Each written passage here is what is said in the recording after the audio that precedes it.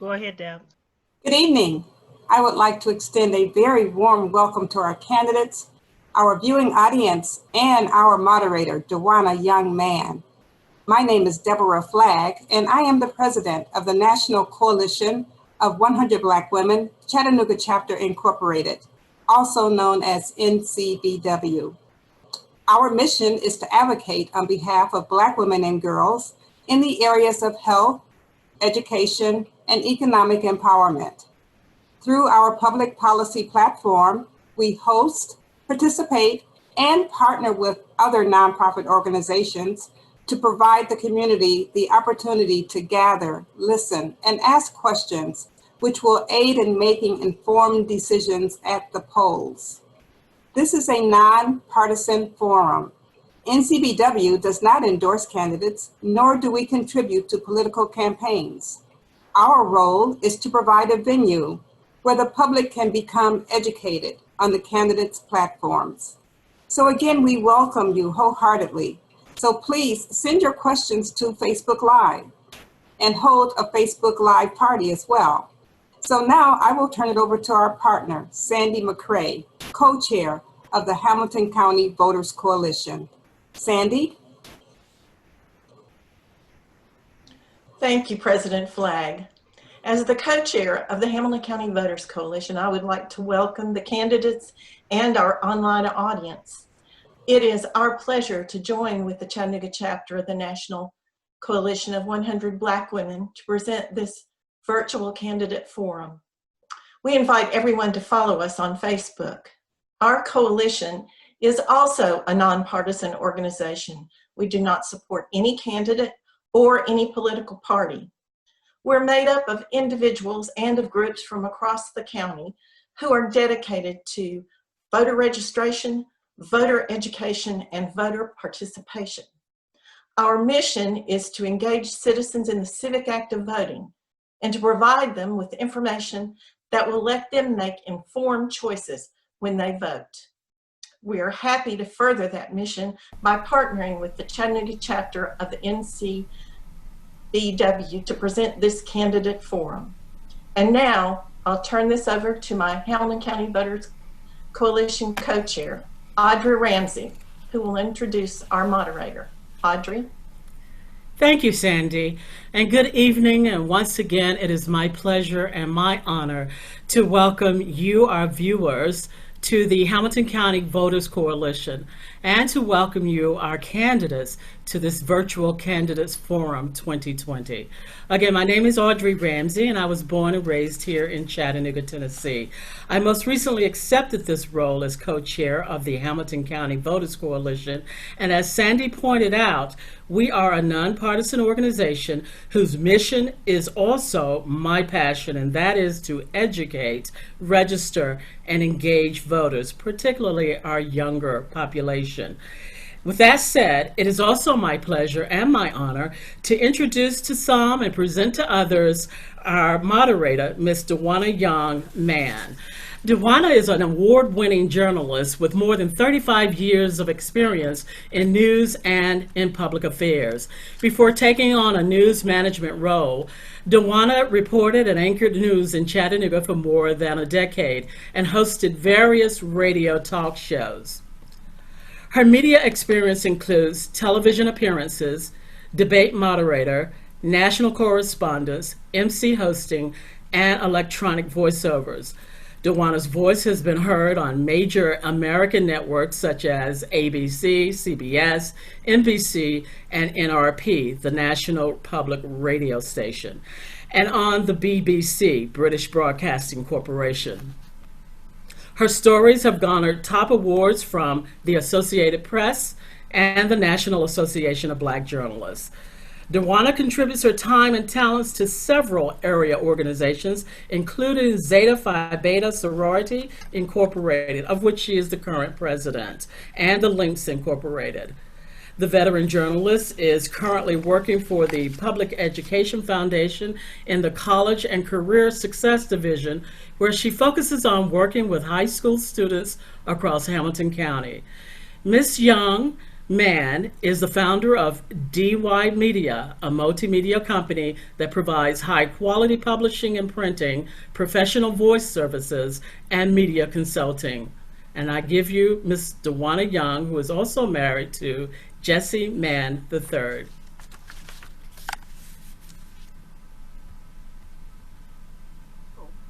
Good evening and welcome to the National Coalition of 100 Black Women Chattanooga Chapter Inc.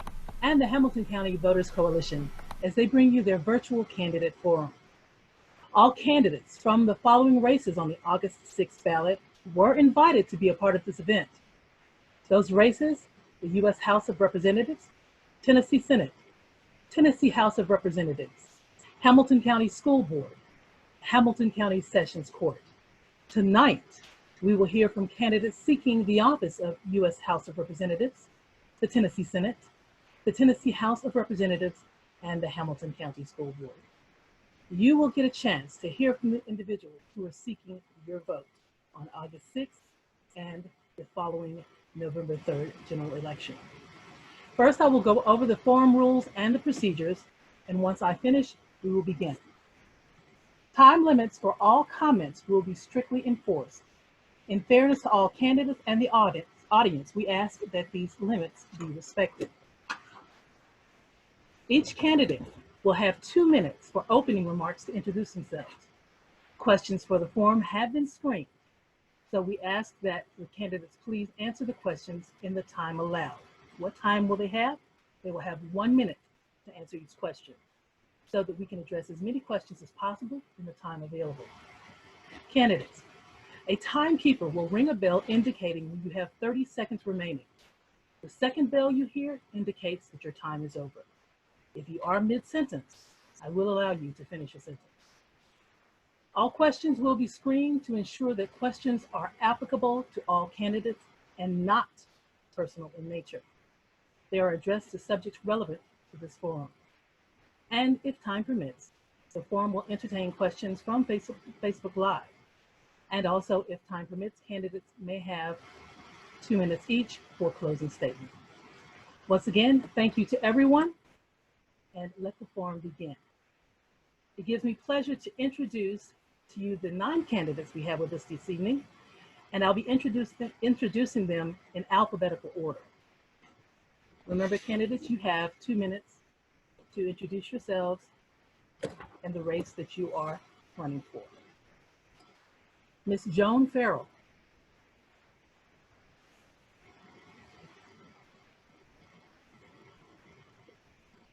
Hello, I'm Joan Farrell, candidate for Tennessee House District 26.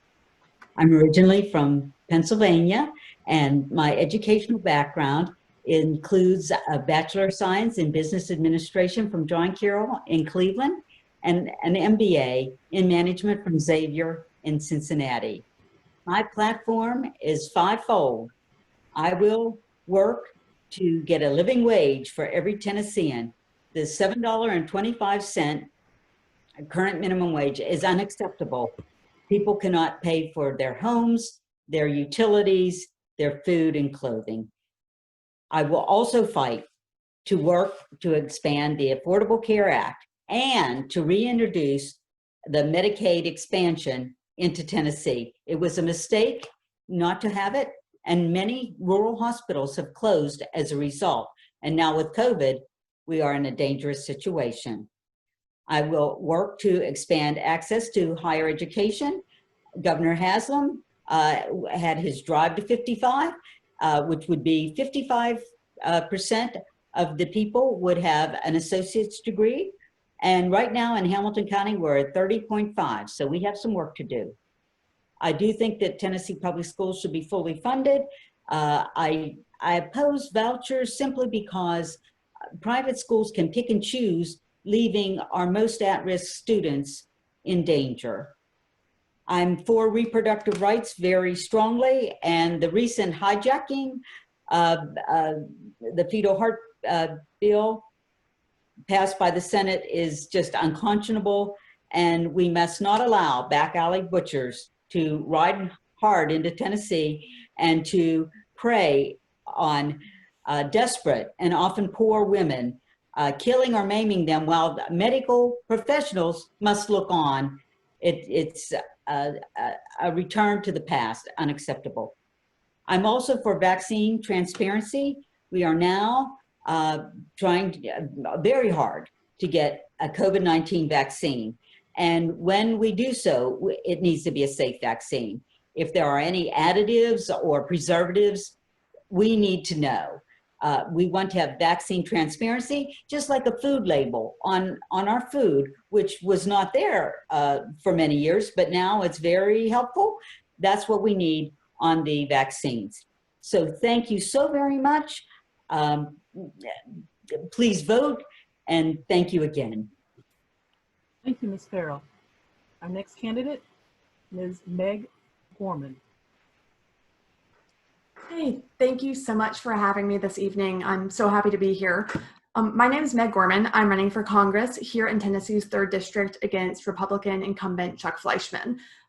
Chuck is in his 5th term. He's voted in line with Trump 98.9% of the time. That's too much. I grew up in Chattanooga and went to school in Knoxville. I got my degree in hospitality and tourism, and I moved back to Chattanooga because I love it here and I love the people here. I've spent my adult life serving people, working in the service industry. I've always loved listening to people. I've loved working with people. I love helping people. That's what drives me.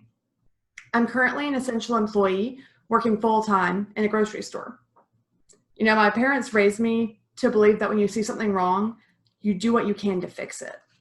Over the past few years, I've seen a lot that's wrong. No one should be forced to choose between feeding themselves and feeding their children. No one should be forced to choose between going to work sick and losing a day's pay. That's not right. People who work for a living ought to earn a living. I believe that no matter who we are or what we look like, we all deserve access to healthcare, to education, to housing. We live in a country where gender discrimination is still rampant and racism is institutional.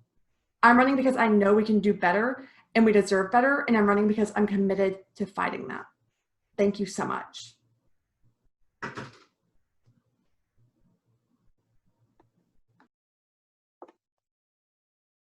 Thank you, Ms. Gorman. Our next candidate is Representative Yusuf Hakeem.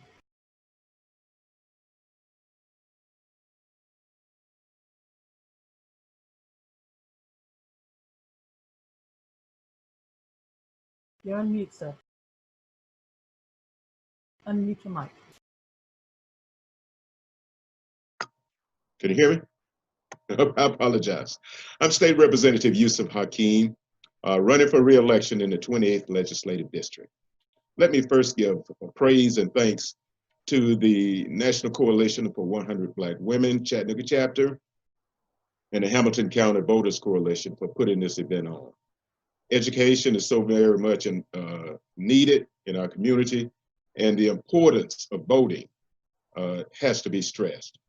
I am very fortunate in that the 28th Legislative District, where I have lived all of my life, has invested in me over the last 40 years in the sense of being in either an elected position or an appointed position, where I would have to say that I must be a fighter to be in positions this long.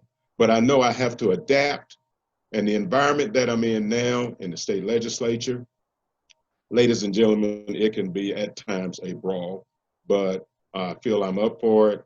And as the saying goes, I'm not tired yet. I want you to know that not only have I lived in this area all my life, my wife and I, of 55 years, have raised our children here. We have 4 children, 4 grandchildren, and 2 great-grandchildren. It means very much to me to give back to this community, and I look forward to working with some of those persons who are on this candidates now. In the legislature, we need you. We're looking forward to you being there. And we all have much to give because we have received so much. So I'm looking forward to it, and thank you so much. Thank you, Representative Hakeem. Our next candidate is Amber Heisel. Hello, my name is Amber Heisel. I'm running for Tennessee's 3rd Congressional District against incumbent Chuck Fleischman. I got into this race because I'm tired of watching my kids' future get sold off. I've had some politicians' portfolios. It's sickening to me to watch it happen and not feel like I have anything I can do about it. So I got into this race. My daughter is 11 years old. We've lived here, my husband and I have lived here most of our lives. My daughter's lived here her whole life. We love this district. This is our home. And I'm watching our rural hospitals close and our schools be underfunded. Our teachers aren't getting paid enough, and they're getting ready to reopen schools without making sure our kids are going to be safe. And I'm running to put a stop to that because I think the science should matter, and I think we should listen to experts instead of politicians who pretend to be experts. And I just don't want my kid to be a climate refugee at 20. And it's ridiculous that we're still having to have these conversations about what reality is and what it's not. So that's my intro. Thank you, Ms. Heisel. Now I'd like to introduce to you Mr. Marco Perez.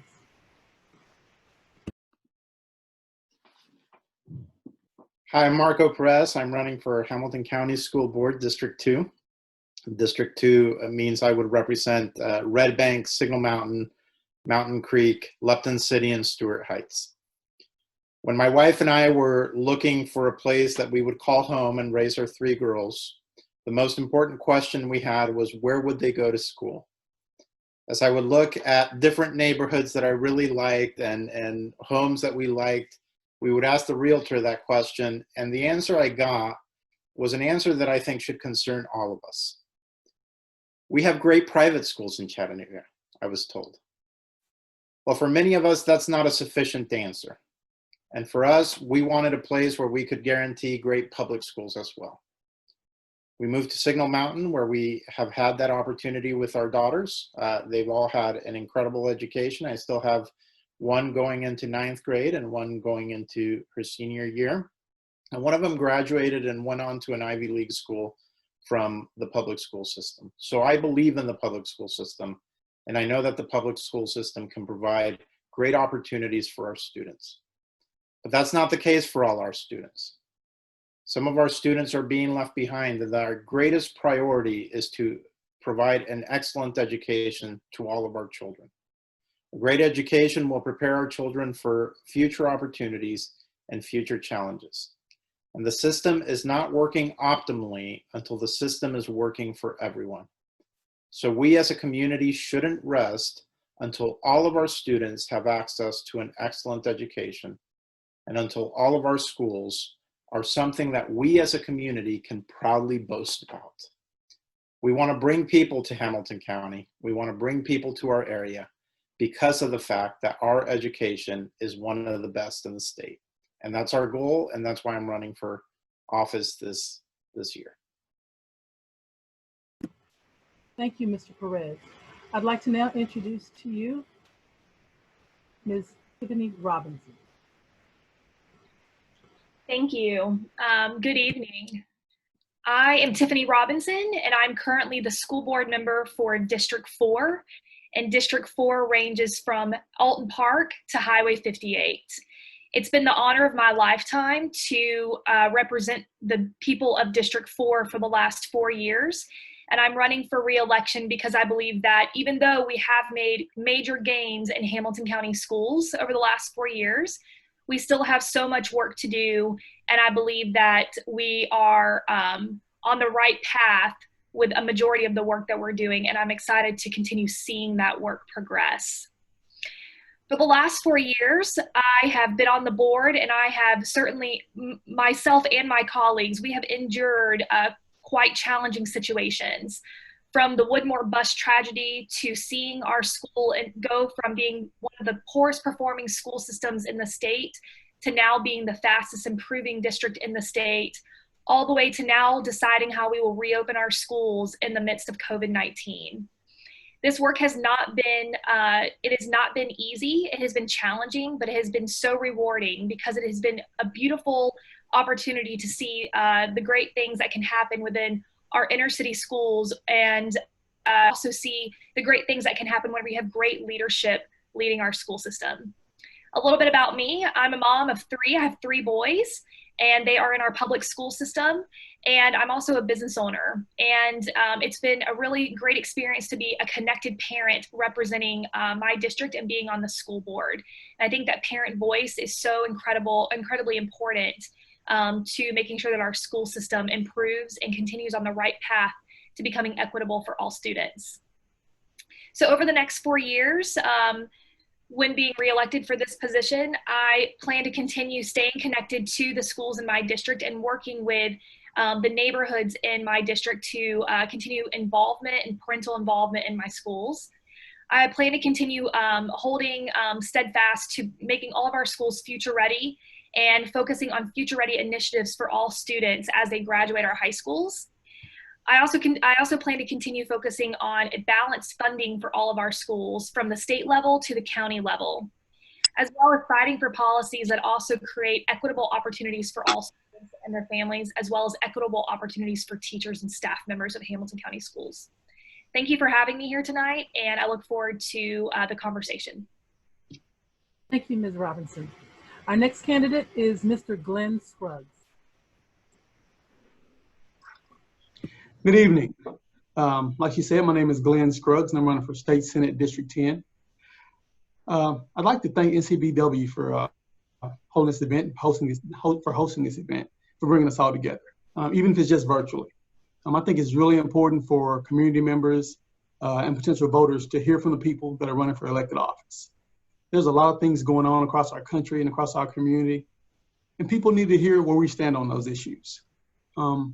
Just a bit about myself before we get too far into this thing. I was born and raised right here in District 10. I'm a Chattanooga native. I've lived here all my life. I've been married for 20 years to my wife, Starla. We have a 9-year-old son, Jalen, who is who's the center of Team Scruggs universe. I'm currently the Assistant Chief of Police at Chattanooga Police Department, where I've served our community for the last 25 years, going into my 26th. The question that comes up pretty fast when people learn that I'm running for office is why? Why are you running for public office?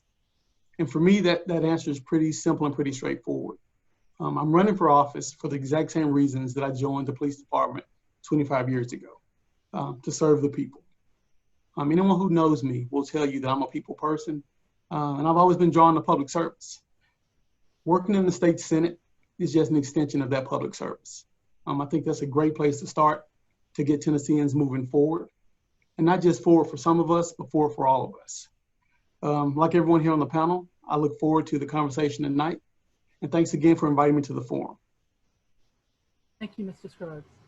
Our next candidate is Mr. Joseph Udaja.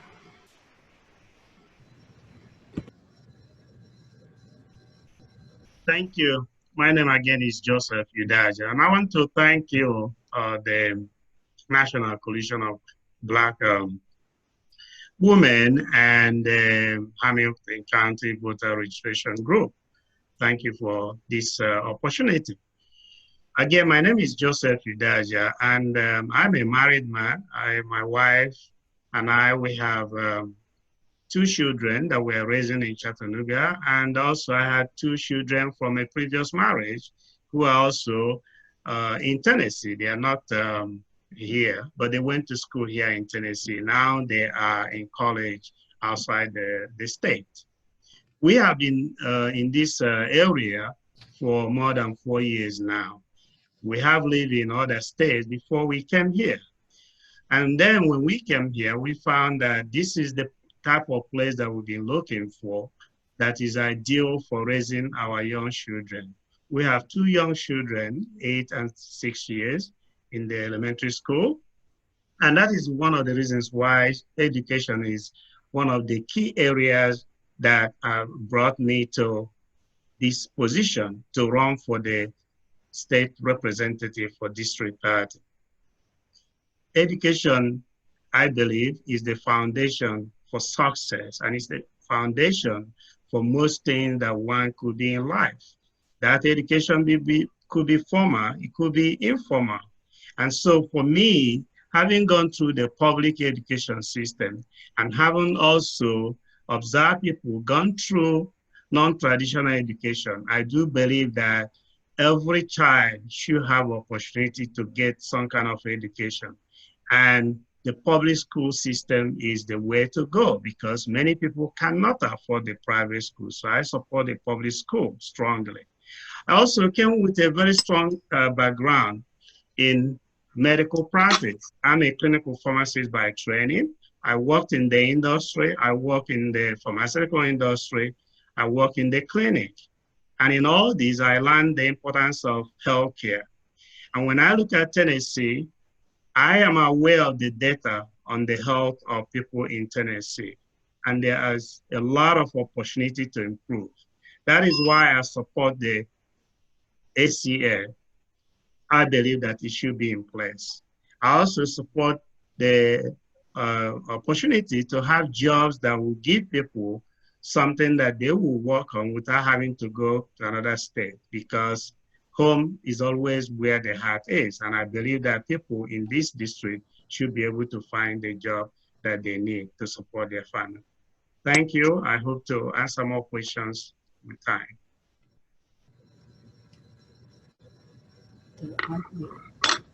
Unmute.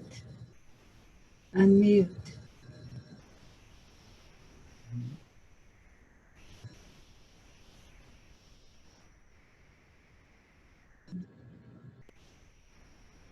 Thank you very much.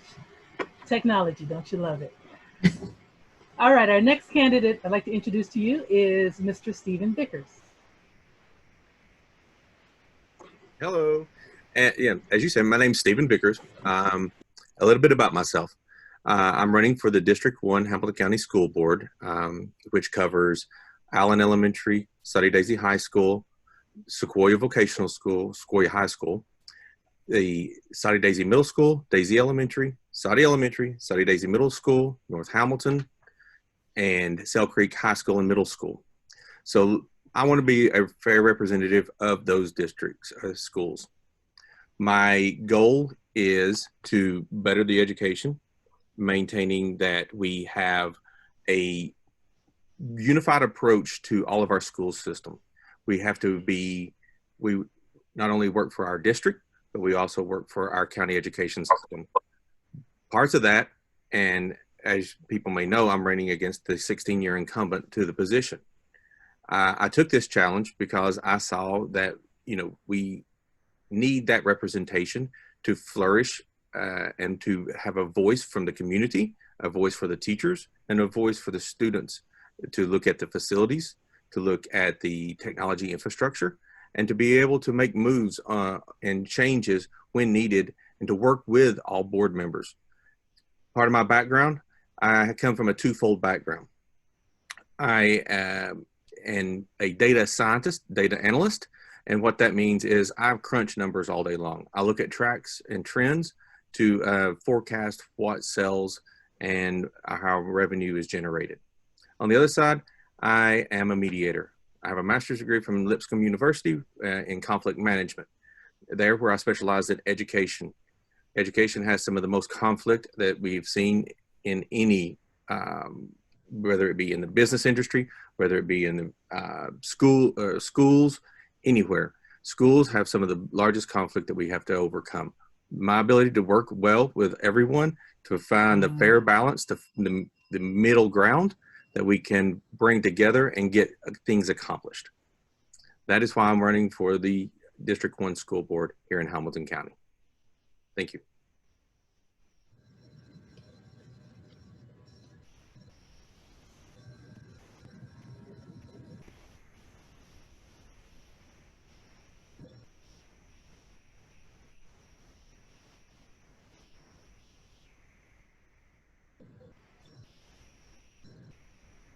all the candidates. We have 9 candidates on, and this first question of our virtual candidate forum is directed to all candidates. So be prepared to answer. Again, you have 1 minute to answer. You will hear a 30-second bell when you have 30 seconds remaining, and the second bell will indicate that your time is up. Effective at 12:01 a.m. on July 10th, 2020. All persons in Hamilton County shall wear a facial covering or mask which covers the mouth and nose at all times when indoors in all public and private buildings and when outdoors except under certain exceptions. Violations of this directive by businesses and/or individuals shall be punishable by citation. Candidates, what is your position on wearing a mask in public? I will call upon the candidates alphabetically. Ms. Farrell.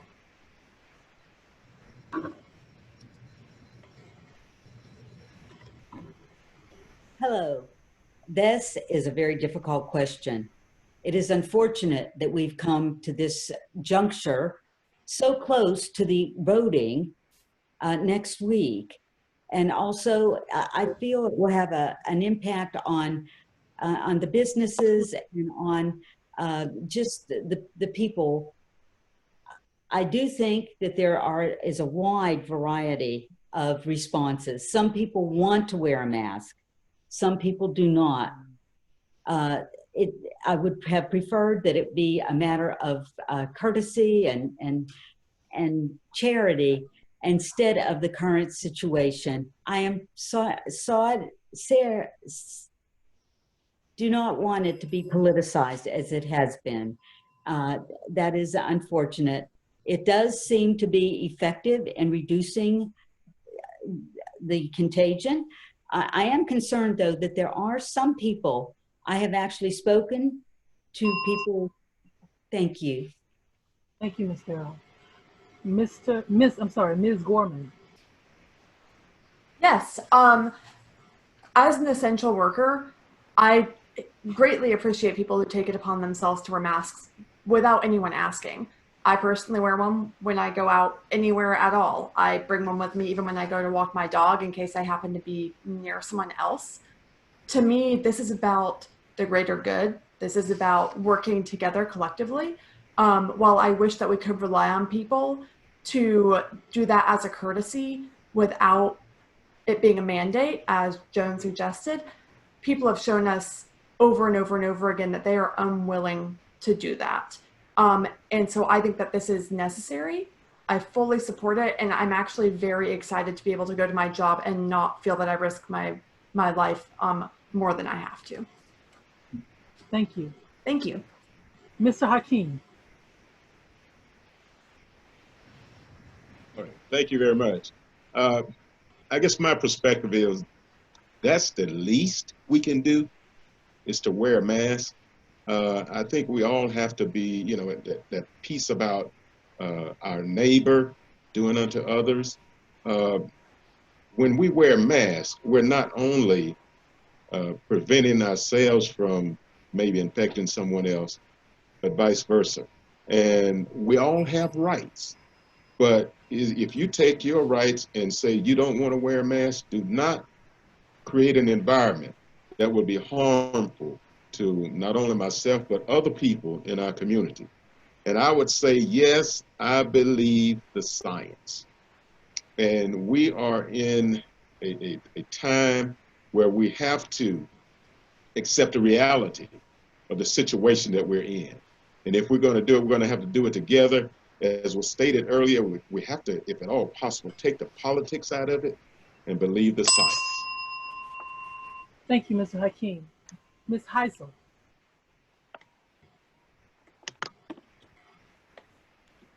I think the fact that we're having this conversation shows a fundamental problem in our society right now because it shouldn't be a question. Wearing a mask is what the scientists and the healthcare professionals tell us to do. The only people telling us that it's a problem or that we shouldn't do it or that we shouldn't give in to whatever conspiracy this is are the people that don't have medical degrees, don't have science degrees. They're lawyers and they're politicians. And we should not be directing our health policies based on their opinions, especially if they're not willing to listen to the experts themselves. I think it's well past time for us to mandate masks, and I think it's a great thing that we've done that. Thank you. Mr. Perez. My kids have been out of school now for about 4 months, and I want them to return. And I want them to return and be able to stay in school for as long as possible. And I want them to be able to have the best education they can. And I know that all of us as parents are having the same concerns. We want our kids to continue in their education. And if for me, that implies that as it starts peaking in our community, we'd have to make changes, they'd have to come back home. And if a difference to that would be that I could wear a mask and help my kids stay in school, I would wear a mask all day. Thank you, sir. Ms. Robinson.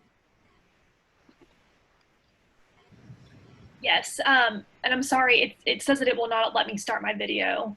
It might be on the administrator side, but so I was very grateful and glad that Mayor Coppinger put this mandate in place when he did earlier this week. And, you know, I know that so many people are, you know, upset about the mandate because they feel like it's infringing on their personal freedom. However, I support this mandate because I believe that this is our path to getting our children back to school come August, but also keeping our businesses within our community functioning.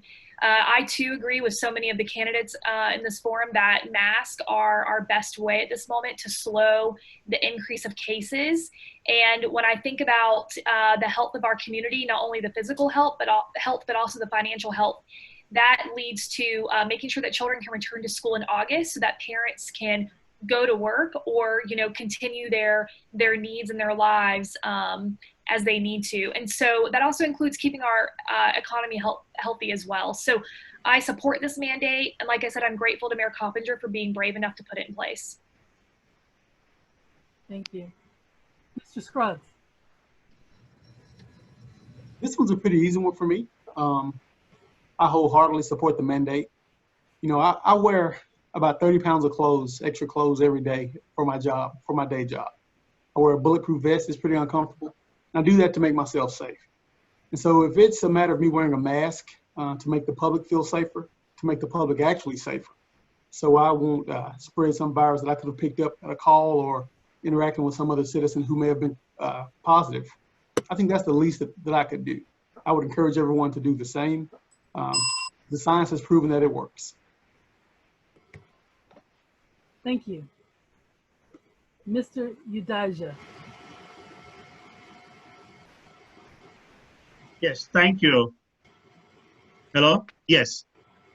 Like most people, I support wearing the mask. I'm a medical scientist. I understand the issues with the disease and I also understand the safety provided that by wearing masks. When I wear mask, I'm protecting myself, my family, and somebody else. And so there destroys the issue of convenience. Yes, we all want to be convenient. I understand that. I like to show my face. But at the same time, if that means that somebody may die and suffer, may suffer and die, is not worth it. So I support it. Thank you. Mr. Vickers. All right, so I support wearing a mask. I don't like it. I don't like the feel of it, but it's what we have to do to slow the transmission down. COVID has seen the R0 factor increase slowly over time from the initial onsets. And so with that, it's got to the point where we need more protection to prevent any additional spread of the disease. I know it's uncomfortable, and I know from the school's perspective, the kids will be right there with the mask in their face. K through 2 at this point, based off of guidelines, will not be required to, but only in the hallways and through close interactions. So that does help take away some of those, with the younger children having it always in their face. We've got to be cautious of that. So some of those other items we've got to continue to work with, but yes, it's supported. It is helping reduce, and we've got to continue with it. Thank you. And candidates, you've probably noticed while you were answering the first question, you heard a lot of the bells ringing. That is just a reminder that you only have 1 minute to answer the question. 30 seconds into that, you will hear the first bell. The second bell indicates that you need to wrap up your statement. So our first round of questions will be directed to the school board candidates. Those candidates are Vickers, Perez, and Robinson. Question number 1, and I will direct it first to Ms. Robinson. Question. Do you have, well, actually, this one we're going to, this is for all of the candidates, actually. But I will call on Ms. Robinson first, followed by Mr. Vickers, Mr. Perez. If you have children, do they or did they attend public or private school? And if you do not have children, did you attend public or private school yourself? Ms. Robinson. Sure. So I'm a mother of 3 boys, and my oldest is 8 years old, and he's a rising 3rd grader, and he does currently attend a Hamilton County school, public school. I have all intentions of sending all 3 of my children to public school because I am a product of public school. And you can't do this work without believing in our public schools, but also believing that our public schools are the right fit for your family. When I came onto the board 4 years ago, I was actually one of the first parents in possibly decades to actually be a parent with a child in our public schools. And I'm proud of that. And I'm proud to see the progress that's being made because now we have a handful of parents on the board who have children in our public schools, including myself. Thank you. Mr. Vickers.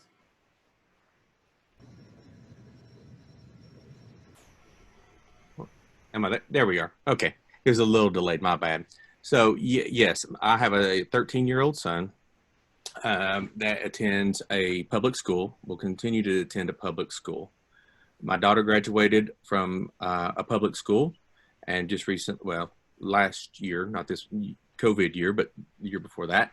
But and I am a product of a public school.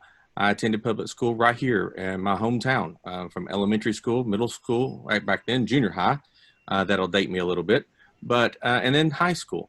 So yes, my children go to public schools. I attended public schools, and I think a public school is the best option. Mr. Perez.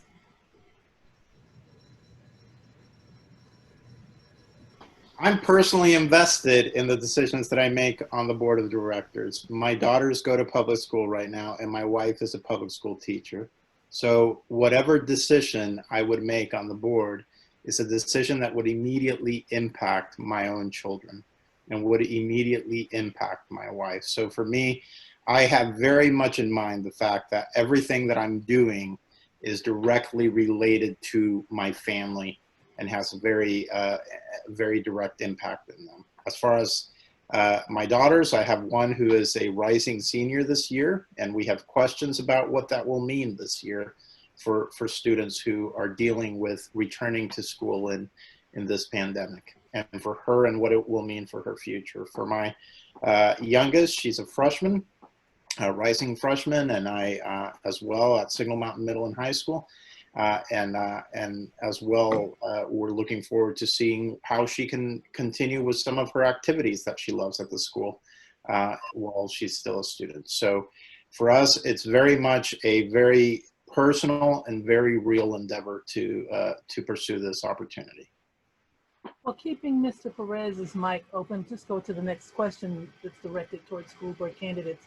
What's your position on using public funds to provide children with private school education?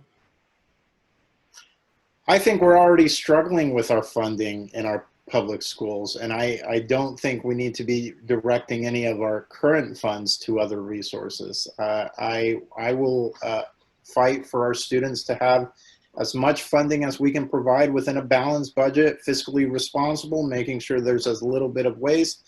I have 20 years of business background in finance and operations. I'm a financial manager and do that on the side. So I believe in being fiscally responsible. I believe in managing our budgets, but we can't keep losing money to other places. We've got to make sure that we can keep as much as we can for the sake of impacting our students' lives and making sure that we achieve the best results that we can for a public school system. So yeah, I'm completely against anything that seems to take money away from our students.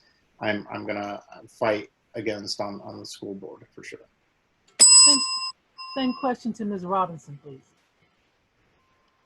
Yes. So the question to me, it sounds like it also may be addressing vouchers, state level vouchers. And I have been publicly against the voucher proposal that was made by Governor Lee's administration over the last year, and was actively involved in making sure that Hamilton County was not involved in the voucher legislation that did pass and then now is actually under scrutiny about 18 months ago by Governor Lee's administration. I am not pro vouchers, obviously, since I fought against them. I too have similar thoughts to Mr. Perez when it comes to our funding. You know, we currently have a number of issues with our BEP model, and Hamilton County suffers greatly when it comes to receiving accurate or adequate funding from our state level.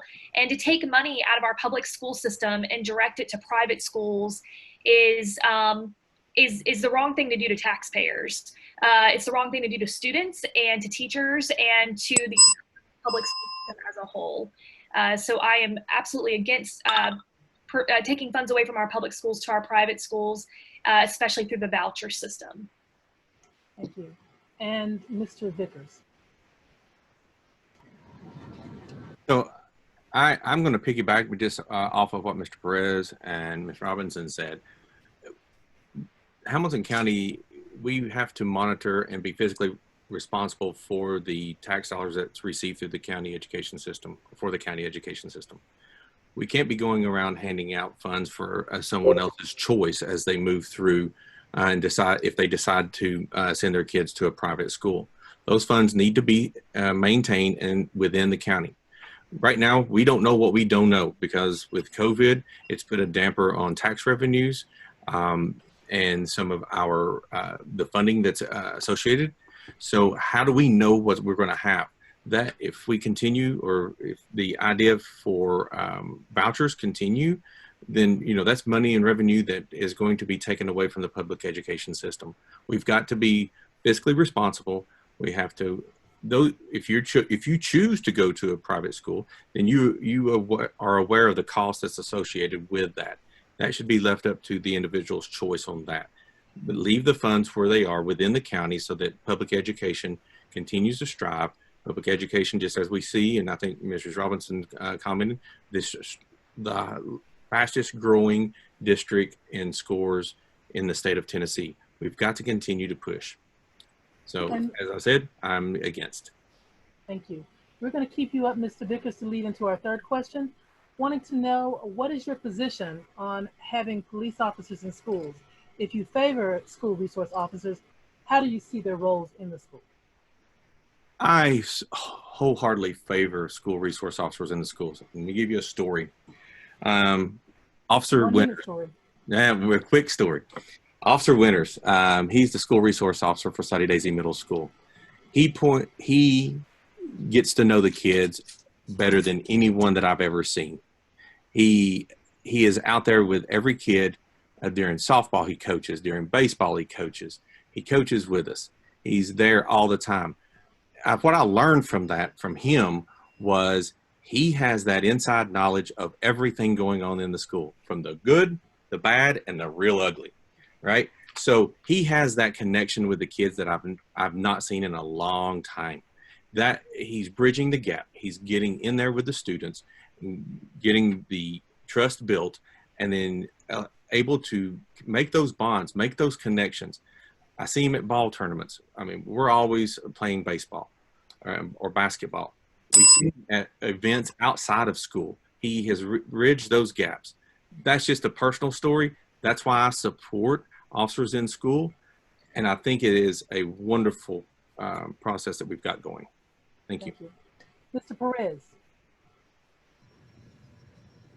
I think when we send our kids to school in the morning, we want to make sure that they're safe. We don't want to be worrying about what may happen or what may not happen to them while they're at school. And so I fully understand and support the fact that we have resource officers that are there for the safety. Our schools need to be places that are safe and conducive for learning. And so as long as the officer is there to maintain the safety of our students, to make sure that they're not in any harm's way, I'm supportive. What I will always want to look is, I don't want officers to become the discipline and the disciplinarians in the public school system.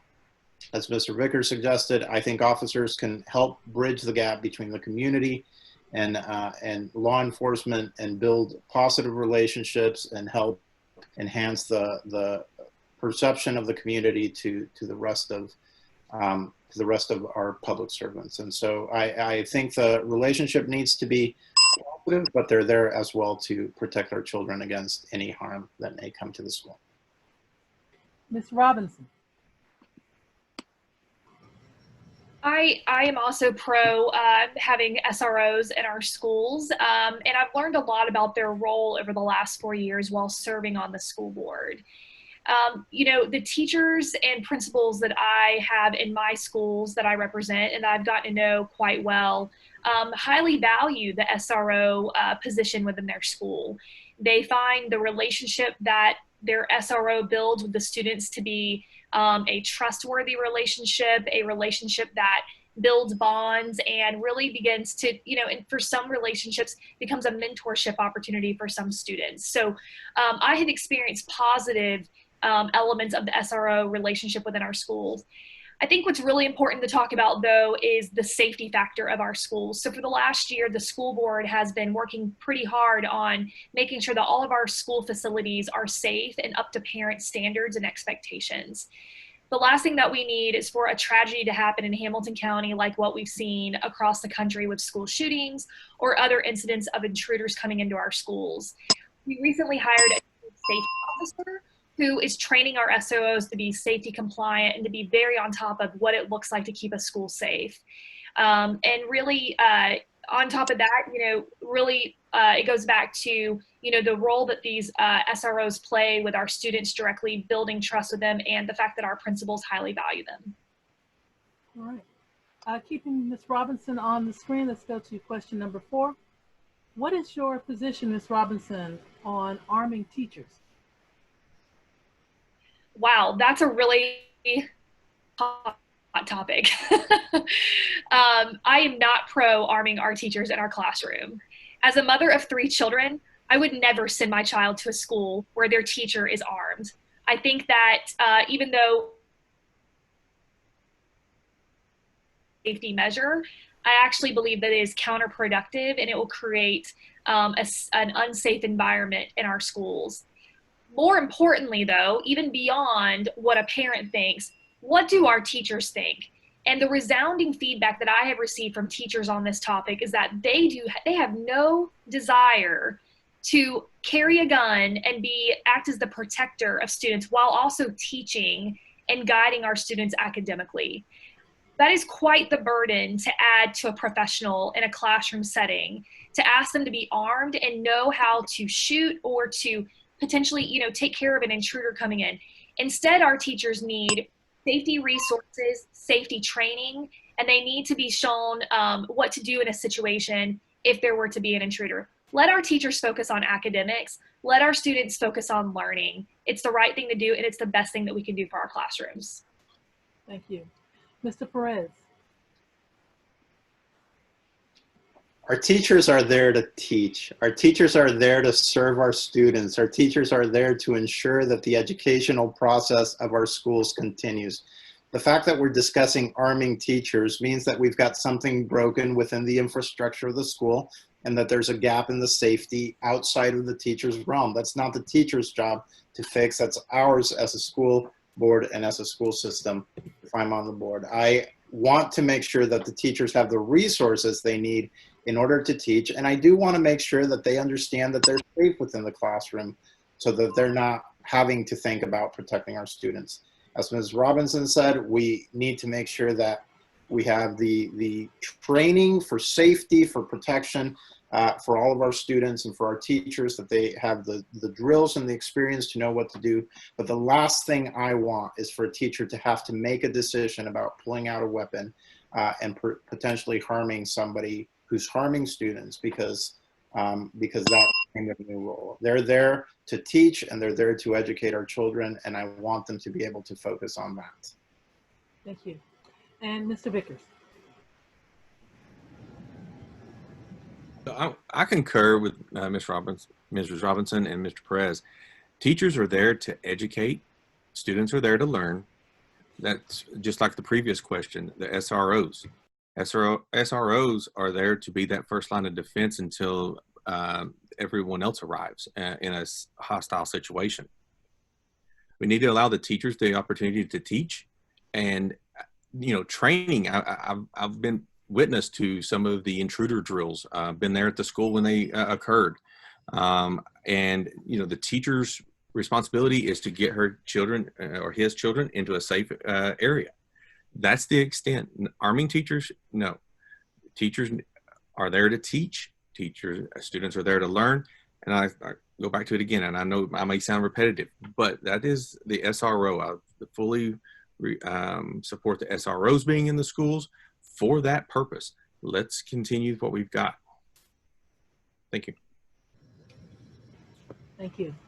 We have so many questions for the school board candidates, but we do want to get to the next round for our state and federal candidates. But we have one last question for the school board candidates. We'll begin with Mr. Perez, followed by Ms. Robinson, and then followed by Mr. Vickers.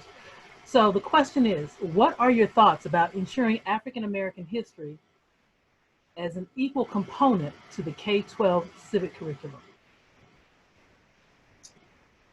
I think that's a great question. I think African-American history is and should be part of American history in general.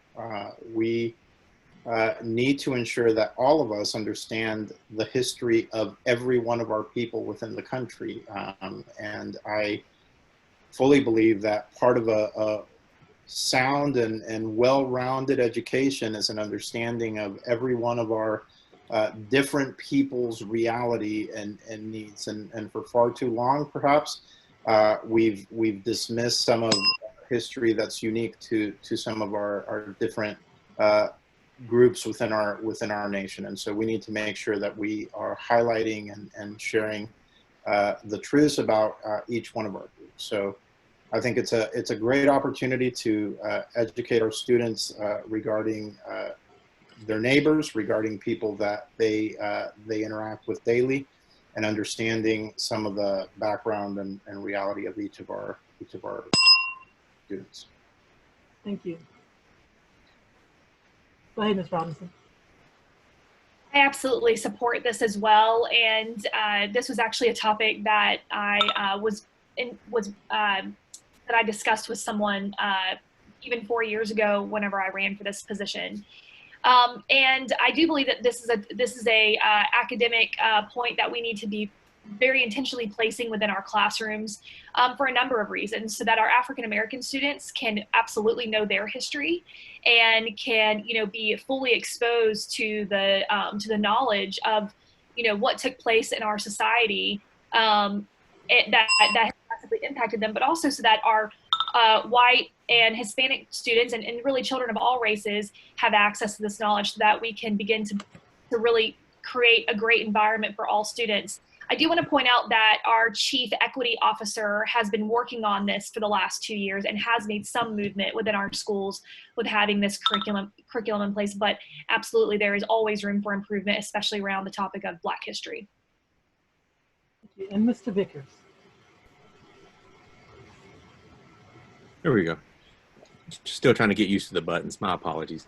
So, history in itself, America is founded as the melting pot. It's a history is what we're built on. History is what we need to learn. All backgrounds. America is made up of all nationalities, races. We have to bring those cultures, those nationalities. We have to bring history from all aspects in. This is, I've always been a fan of the phrase, if you erase history or don't study history, you're damned to repeat it. So we have to be a position of growth. History has to be everyone has to be there so that we can understand, we can grow, and we can flourish as a community, as a nation, and for everyone. Thank you. So, ladies and gentlemen, you have heard from our school board candidates. We're now going to move into the state and federal races. Those races are the U.S. House of Representatives, Tennessee House of Representatives, and Tennessee Senate. So these questions will be directed to candidates in all three of those races, and then we will also have some that are directed just to federal. But starting off with all candidates for these state and federal races, we're going to go in the order of, we'll start off with Ms. Gorman. What is your position on voting by mail? I absolutely support vote by mail. I think it's something that we should have put in place a long time ago. Frankly, it is safe, it is secure. The argument against it falls flat time and time again, and it is something, especially during the middle of a pandemic, we need to have the option for. So I am glad that we do have that option now, but I would like to see that made a permanent fix. We should be able to vote by mail, and it shouldn't be only because it's in a pandemic. Ms. Heisel, thank you. I agree. I think we should have vote by mail. I think it should have been available a long time ago as well. I think if you can get your license renewed by mail and you can get your voter registration card by mail, then you don't really have an argument against voting by mail because you're using the same IDs that you just got through the mail.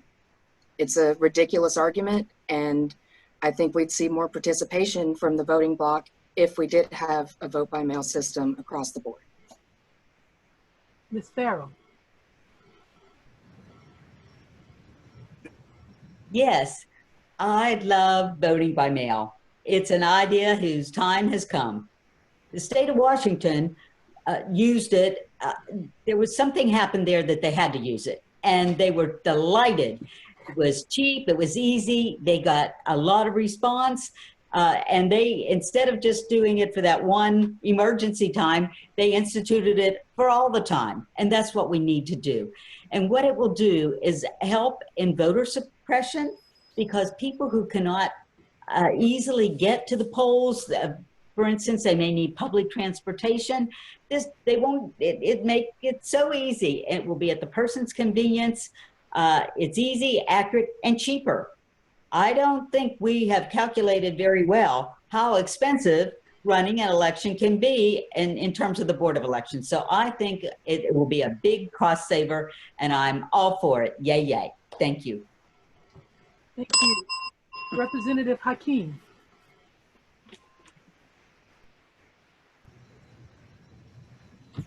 There? Okay. Thank you very much. I too think that the time has come for voting by mail. I think sometimes, maybe because of the region of the nation we're in, we forget about the fact that voting is a right. It's not a privilege. It's something that we automatically have. And in my view, to not have the vote by mail, particularly in the health environment that we're in now, is a form of voter suppression. And I think there's so many areas as a region of the nation that we need to come into the 21st century and realize that we're all in this together and we should be treated as such. And I would hope that this is a step forward. The state had to be forced to do this. And this is for the August election. And then it's going to have to be, it's in court. And it may have to be adjudicated as to whether we can do it in the November election. So there's a change of mindset that's going to have to take place. Thank you. Thank you. Mr. Udaja.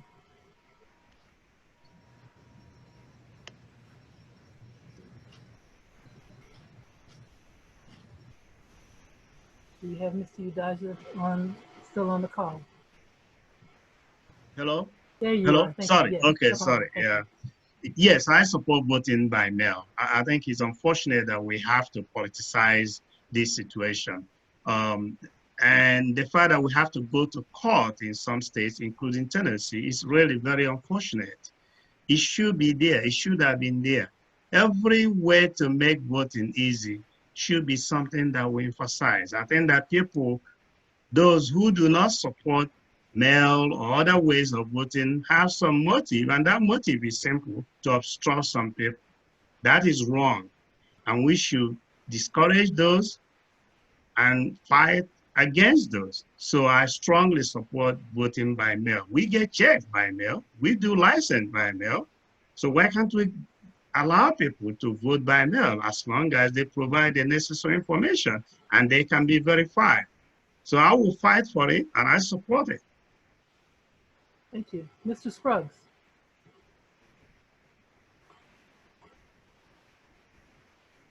Well, again, it's pretty simple.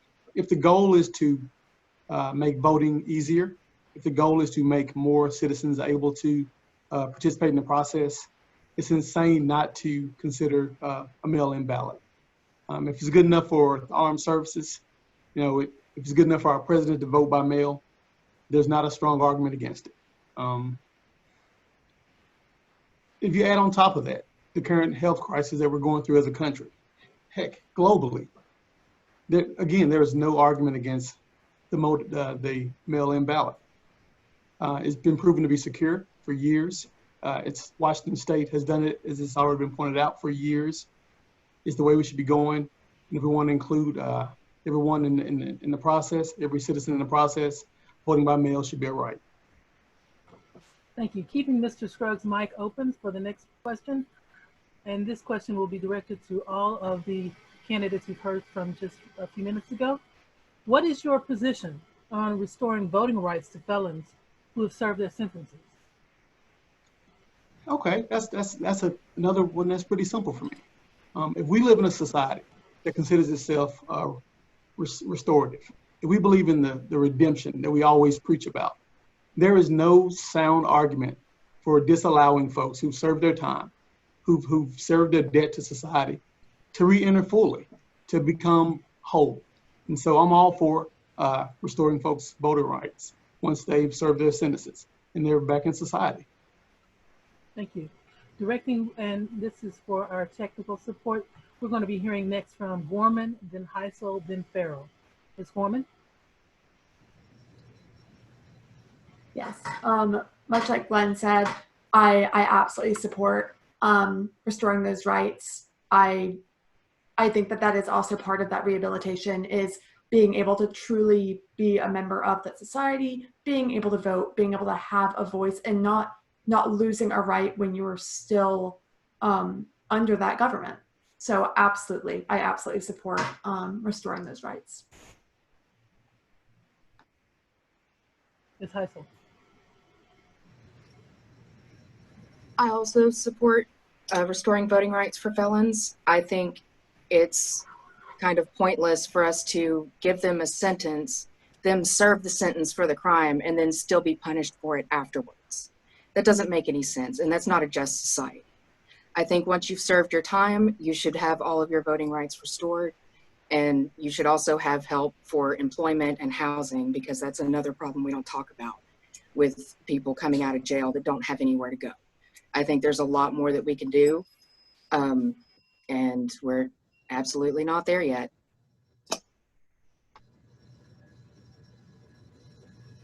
You're muted. You're muted. Ms. Farrell, Mr. Hakeem, and then Mr. Udaja.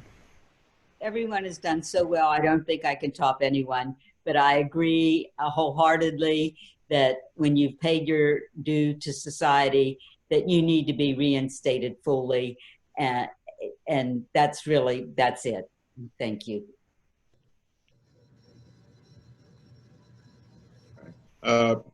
This is an issue that I've worked on for years as a city council person prior to going to the state legislature.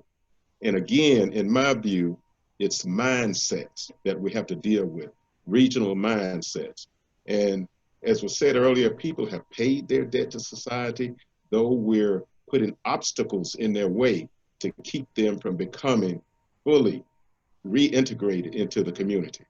And I think it's going to take, I would hope that what has transpired in the last months in regards to Mr. George Floyd, that momentum continues. It's going to take that kind of thing.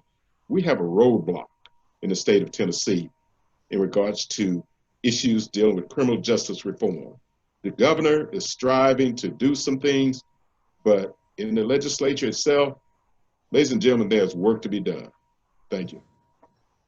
And Mr. Udaja. Yes, I support restoring the voting rights. For what people have gone through in this country to get the rights to vote, I think it's really unfortunate again that people who have served the sentences that they were meted for should be denied the opportunity to vote. In other words, we are telling them, okay, you have served your sentence, but we will still keep punishing you. It just doesn't make sense. And so I think it's one of those areas that we have to educate people, especially the opponent of this, to understand what they are against. We are punishing people after they have served their sentence.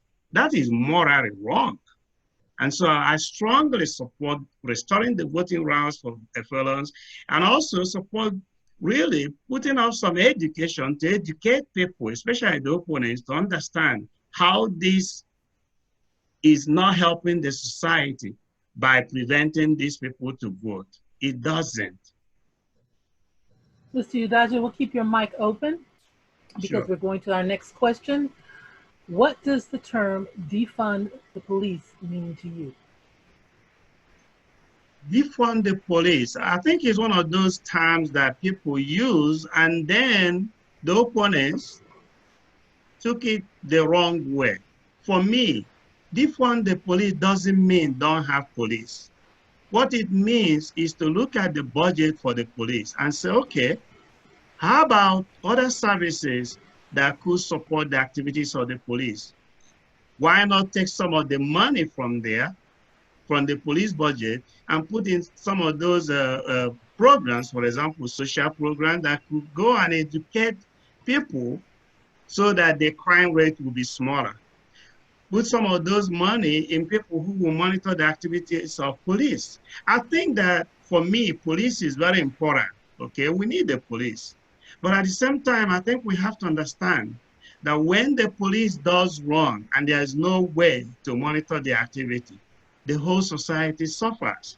And so for me, defunding means still support the police, but take some of that money to put in other programs. Now, if we can do it without removing any money from the police, then that is great. But we have to have some other program that will help the police do their work. Thank you, sir. Ms. Gorman. Yes. So to me, I think that there's a place for police and for law enforcement in our communities. But I think that there's a much greater need and a much larger place for community outreach, for crisis intervention, really for all of this in our communities. I think that we need to put funding into those areas. We should be supporting our communities instead of just putting money into law enforcement. We need to be doing what we can to build those communities up in the first place. Thank you. Ms. Heisel. I support defunding the police, and to me that means reallocating resources to places they'll better serve the community. I don't think that everything the police gets called to requires a gun and a badge to fix it.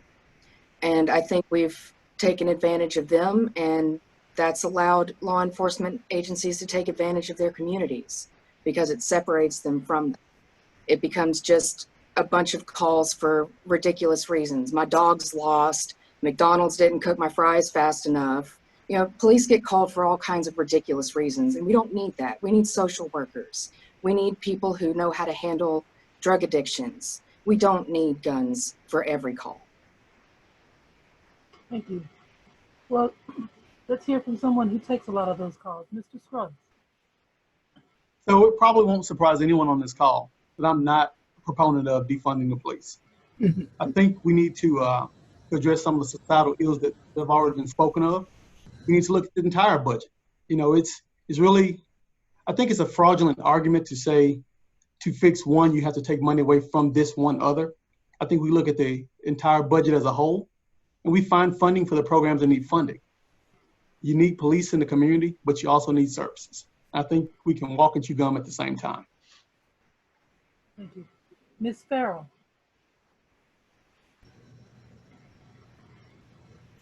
Are we on? There we go.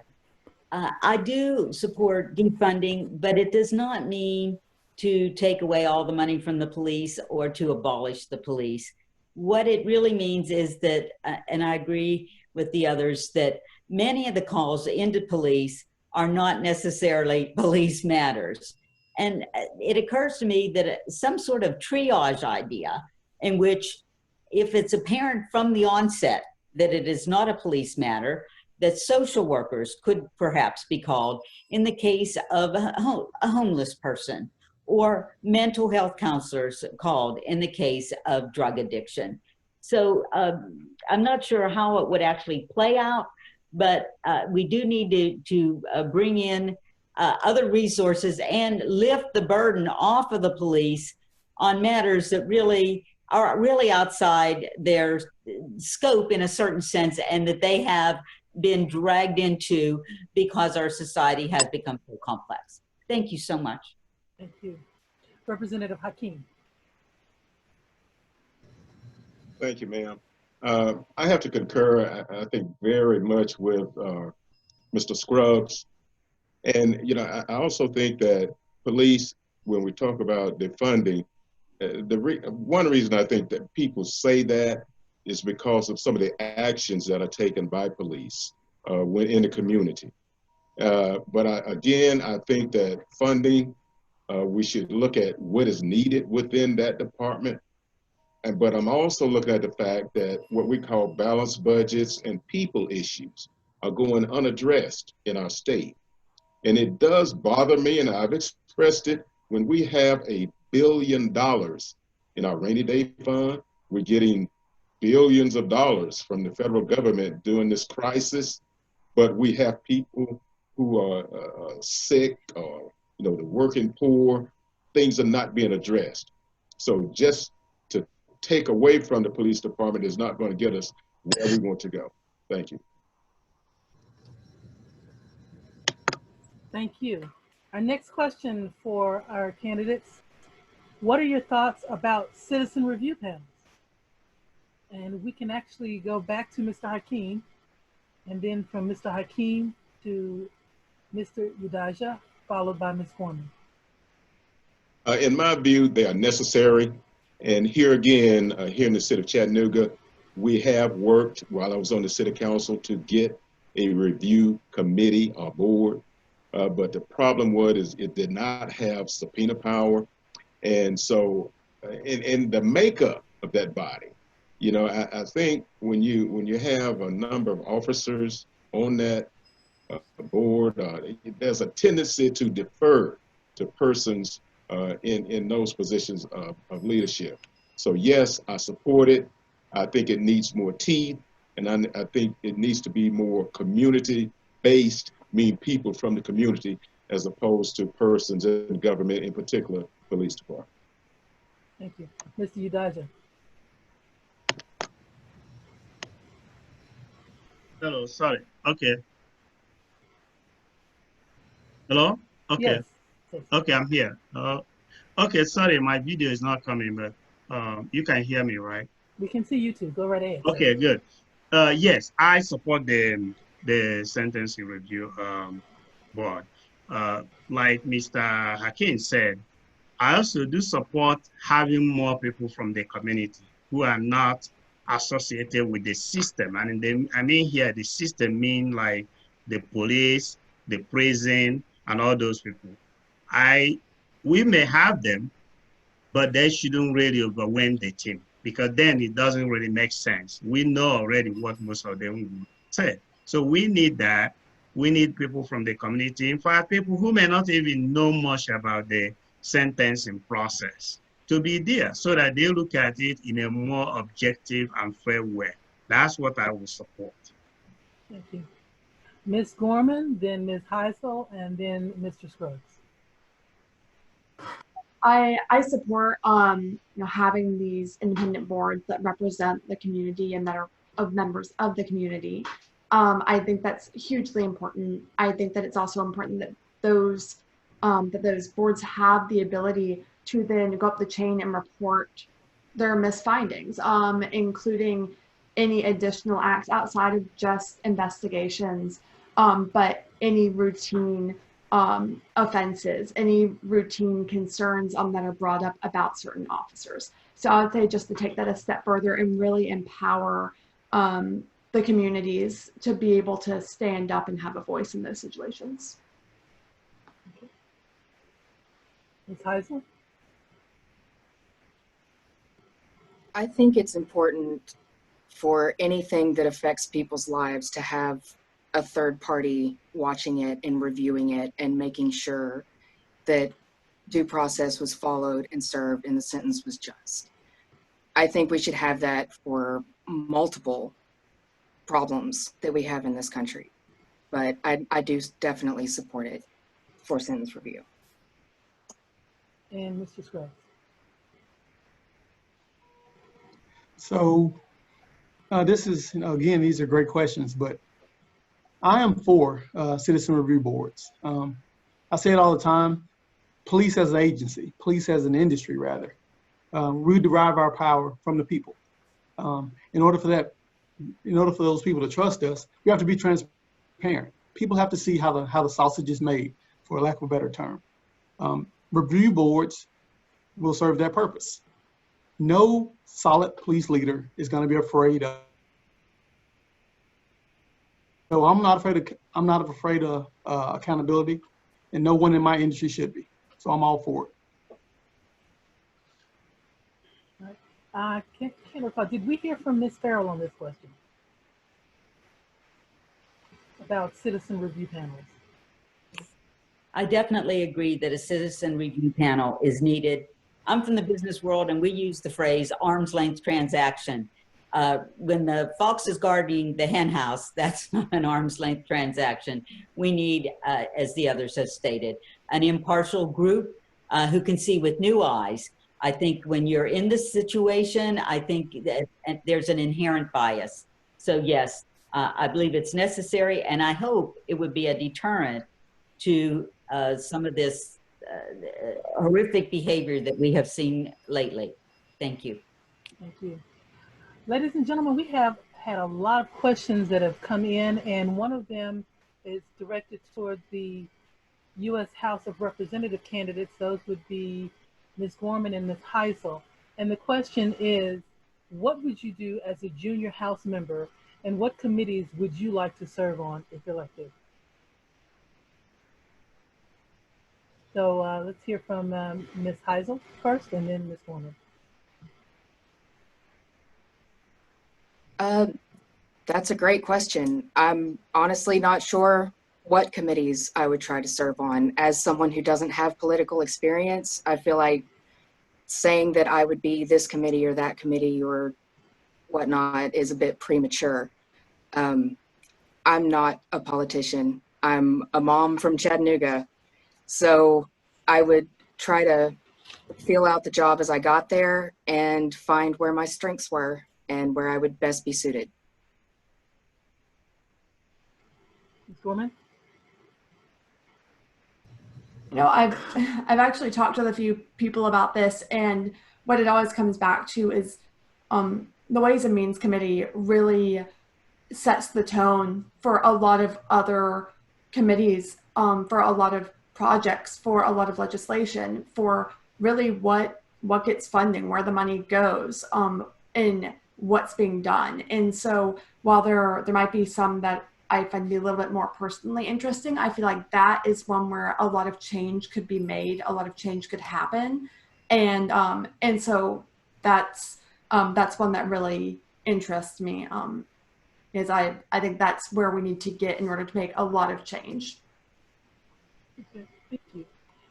We have, while we have the House representative candidates above, in front of us, I have another question for you. And the question should be, I'm sorry, the question is, should there be uniform rules for voting in federal elections? Why or why not?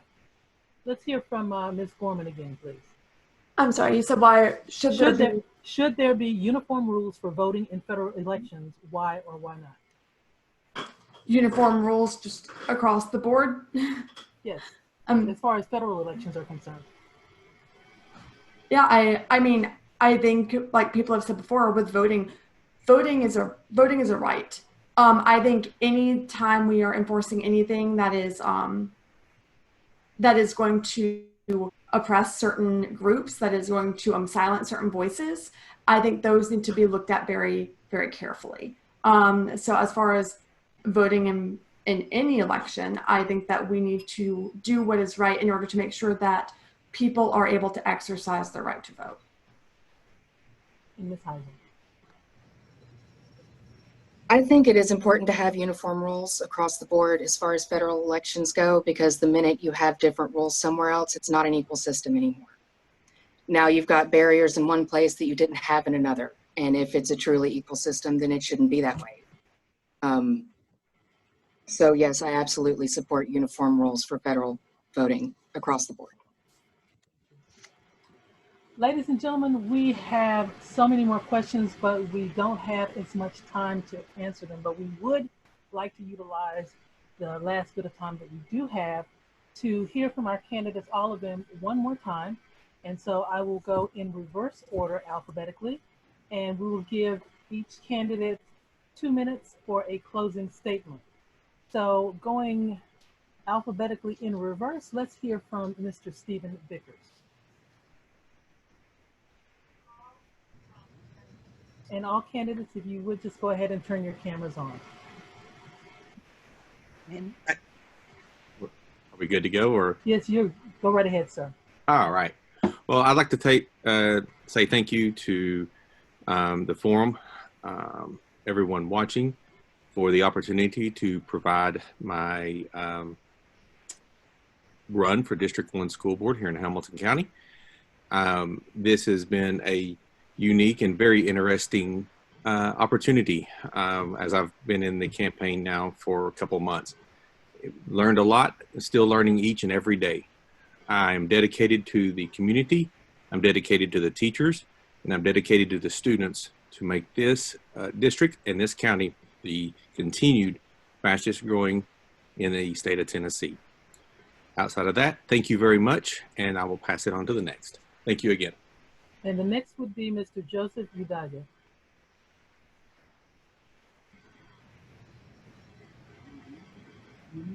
We need your mic up, sir.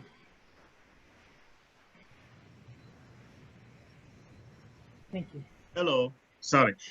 Thank you again for inviting me and giving me this opportunity. I have enjoyed this. I'm not a politician, but I'm running for a political office.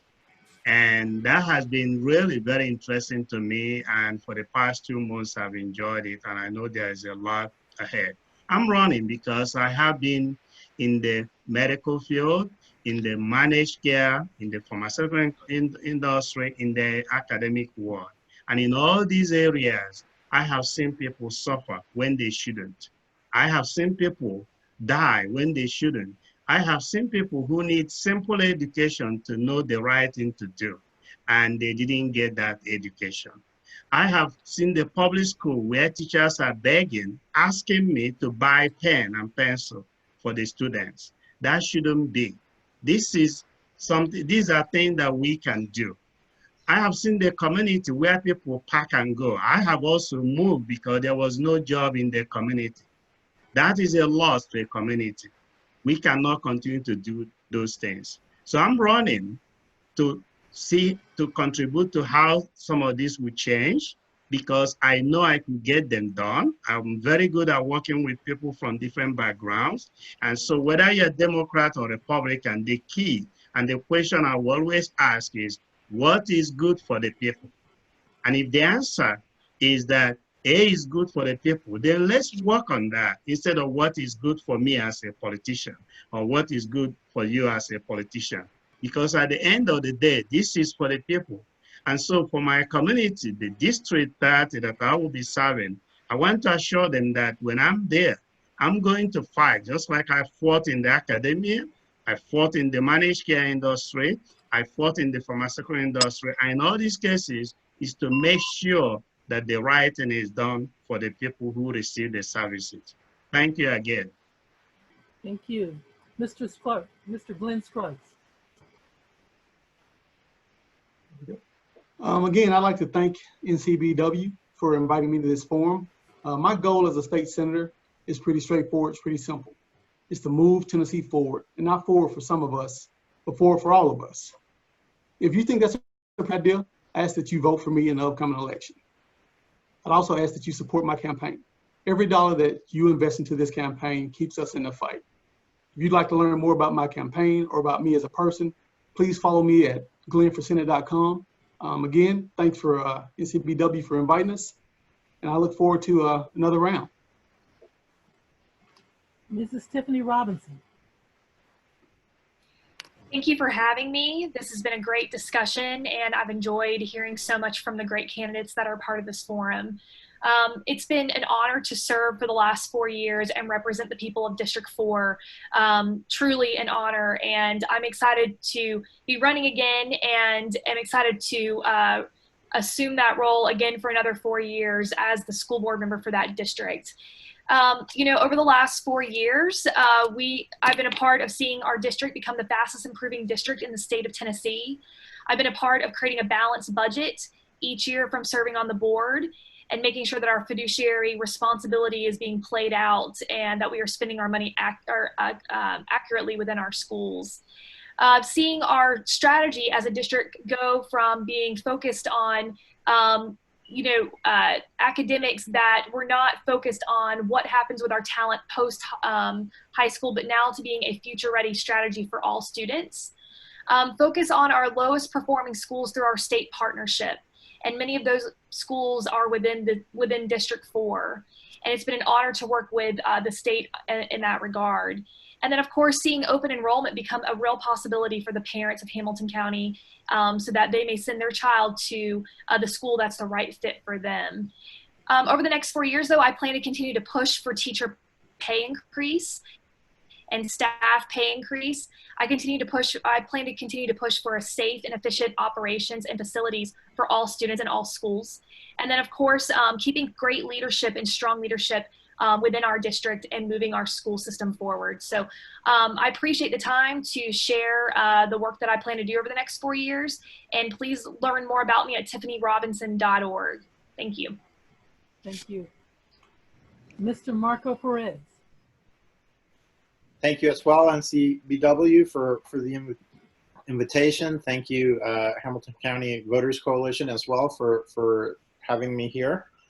I shared in the beginning how when we were looking for a place to live, we were looking for a place that offered the great education for our children that we wanted. Well, since then, a lot has happened in Hamilton County. We've seen new buildings, we've seen new leadership, and more importantly, we have a new vision, a vision that will take us to the future. Without a vision, the people perish.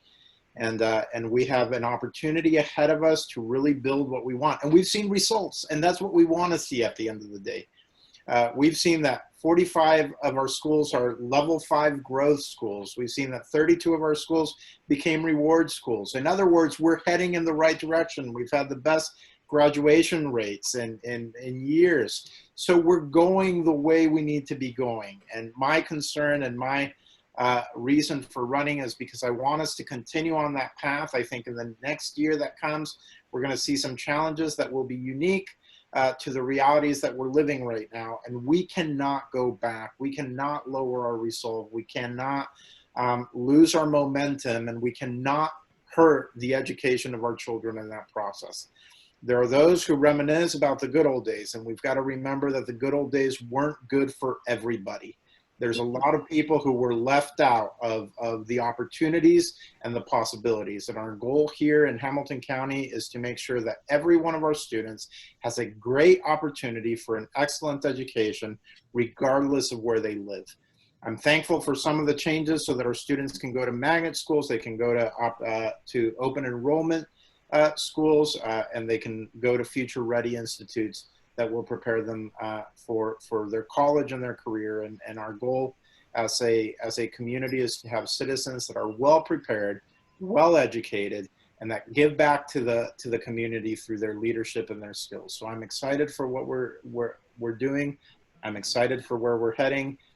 Please look me up at votemarcoperez.com. Please vote on August 6th, vote on July 17th in early voting. We need you to get out there. We need you to vote, and we need you to vote for movement forward as we continue to grow. Thank you. Ms. Amber Heisel.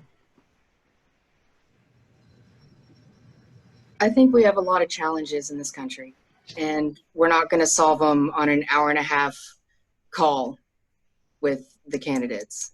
I think there are a lot of good choices out there, and I think we need to definitely make sure people are as informed as possible, which I'm very grateful for this forum and being invited to be a part of it.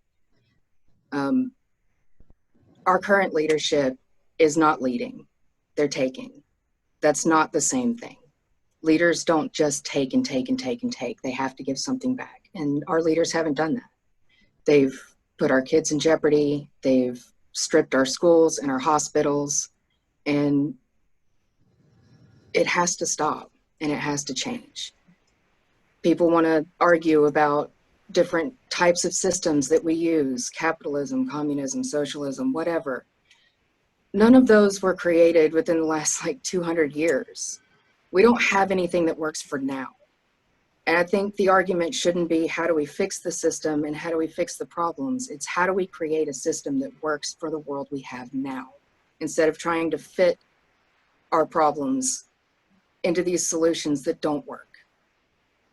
And I'm always ready to hear new ideas. I'm always ready to listen, and I'm always definitely ready to take advice from people smarter than me. And there are plenty of those out there. And I think that's something that our leadership has lost. The ability to admit mistakes, the ability to say they were wrong, the ability to ask for help when they don't know what they're doing. We need adults in charge. And right now we have a bunch of spoiled kids. It's not doing anybody any favors. So if you want to know more about my campaign, it's heisel2020@gmail.com, or that's my email address. Heisel2020.com is my website, and you can get to all my social media and see all my stances on issues there. I also have a page with resources for Tennesseans, for homeless shelters, food banks, coronavirus information. You will not find a donate button on my page. I'm not taking any funds. I'm doing this completely digitally. Thank you. Thank you. Representative Yusuf Hakeem. Thank you very much, ma'am. And I'd like to thank the sponsors for affording me this opportunity, all of us this opportunity, because as was said earlier, people need to know and understand what is taking place. I believe I'm the only candidate on this panel who has lived through Jim Crow and the Civil Rights Movement. And there are times, ladies and gentlemen, when I'm in Nashville, that I think maybe we haven't come far beyond that. And what I'm saying is, if we are not satisfied with the actions in at the federal level, at the state level, we need to get out and vote. Voting is the key. And my contention is that people, black, white, brown, have all paid a price for the opportunity for us to have that vote and do something positive with it. When it comes to education, it comes to healthcare. Let me use education. I have seen through education an opportunity where people on both sides of the aisle have been willing to work together. And when it came to the piece that the governor wanted, the voucher bill, the vote came out 49-49. That meant some Republicans voted with Democrats. And what that meant is there is an opportunity, but let's realize that those Republicans who voted with Democrats, they were threatened, they were cajoled, and everything. But they voted, they're conscious, they voted in the best interest of the people. So I'm saying there are opportunities. But I think we have lost at this time the ability to deal with consensus and compromise. You're not going to get everything you want all the time. And I would hope that as we vote, that we have that in mind. If we want to change, if we want consensus and compromise, we're going to have to vote for it. Thank you very much. Thank you. Ms. Meg Gorman. Yes, well, thank you so much again for hosting this. This was a wonderful event, and for Zoom to go so smoothly and have no tech hiccups was really pretty incredible. So thank you again.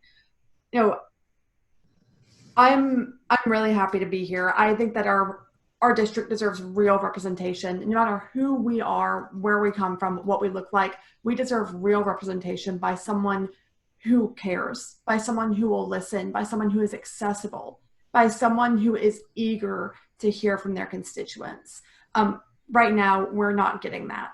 We need someone who is not beholden to big money or to lobbyists, but someone who is accountable to the people. And I am running to help get the power out of the hands of the elite and back into the hands of the people, to help restore those voices and to get those voices to DC. You know, together, we are going to make a huge difference. We're going to make a huge change. And every person we heard from tonight was wonderful. And you know, if you want to join us, I know that any one of these people will be happy to have your help and your support. I know I would. If you want to join me, please visit my website at meg2020.com. You can find me on Twitter, Facebook, Instagram at Meg4Congress. That's number 4, Meg for Congress. And on the website and on any of those social media sites, you can also sign up to volunteer. It doesn't have to be a donation. It can be, but it can be making calls. It can be doing stuff on the back end here. And we have a big base and we're growing every day. So thank you again for having me. Thank you. And we'd like to hear from Ms. Joan Farrell. Thank you so much. So many topics have been covered. Not everything can be, but I want to touch lightly on 2. One of them is the right to work law, of which Tennessee is one of the states that has it since 1947. What this means is that a person can be fired for any reason or no reason at all. What it also means is that unions are in a disadvantaged position because a person can join a union but not pay the dues, thereby stopping union growth. Unions provide safety, training, benefits, and decent schedules. I am honored to have been given the endorsement of the AFL-CIO in my effort to stop my opponent, who is not only a solid proponent of right to work, she actually is a co-sponsor of a bill to enshrine this law in the Tennessee Constitution. This cannot happen. So I want your vote to stop this. The other area of critical importance is the environment. And there's so many aspects of this. But in Tennessee, we do have a lot of rural folks and we have farming. And an area of great concern is animal welfare. And there are for sure factory farms here in Tennessee. And it does have a great environmental impact.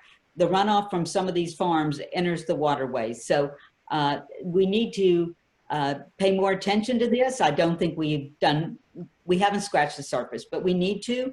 And you can find out more about my campaign on Facebook, Twitter. It's Joan for House. So thank you again. Good night.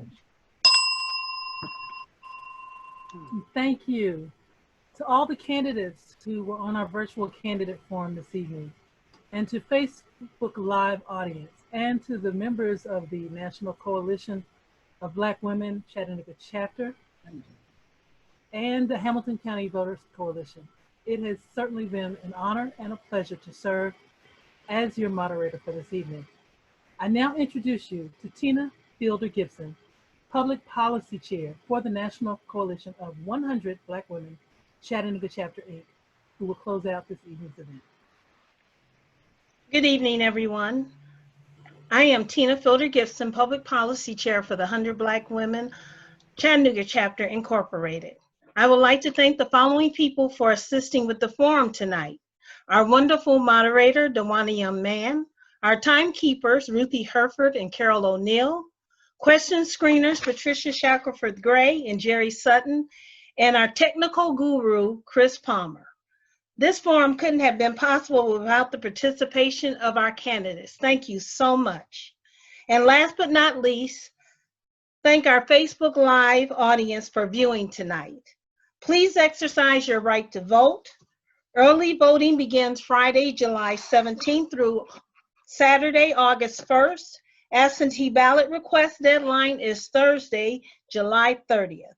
Once again, thank you for viewing and have a good night, everyone.